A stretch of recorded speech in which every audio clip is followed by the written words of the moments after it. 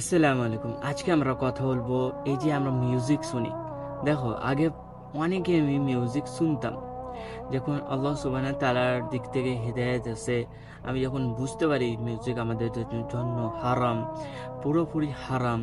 ওই মিউজিকে এমন এমন কিছু ওয়ার্ড ইউজ করা হচ্ছে কিছু কিছু গানে, যেটা পুরোপুরি শিরক করা হচ্ছে আল্লাহর সঙ্গে, বা আল্লাহকে খারাপ বলা হচ্ছে।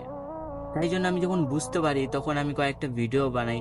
আর দেখো, কোনো জিনিসকে ছাড়তে হলে তার বিরুদ্ধ হতে হবে আমাদেরকে, লাইক বিরুদ্ধ।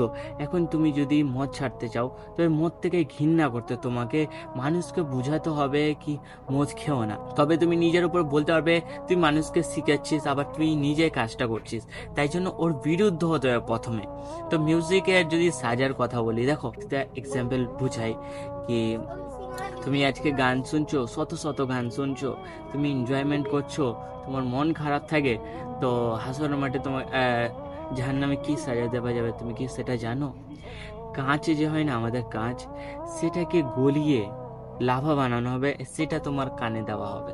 সেটাকে তুমি সহ্য করতে পারবে? অবভিয়াসলি আমাদের মানুষ তো সেকেন্ড একটা আগুনের তাও সহ্য করতে পারে না, সেটা সহ্য করা তো ইম্পসিবল, তাই না?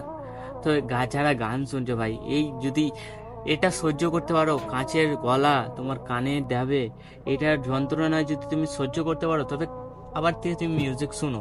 কিন্তু তুমি যদি সহ্য করতে না পারো ভাই, তো মিউজিক শুনো না। মিউজিক যখন আমি ছাড়ি, তারপরে আরেকটা আমি জোগাড় লাগাই কি, দেখো কিছু কিছু জিনিস করতে হয় কোনো জিনিসকে ছাড়লে। যেমন মিউজিক যখন আমি ছাড়লাম, তো আমি ওখানে নাত নাশিদ, আমার কিছু এমন ফেভারিট নাত হয়ে গেছে যেগুলো আমি প্রতিনিয়ত এখন মোবাইলে ডাউনলোড করে রেখেছি, আর সেগুলো শুনি। তো এগুলোও করতে পারো, তুমি একটা নাত নাশিদ তুমি শুনতে পারো।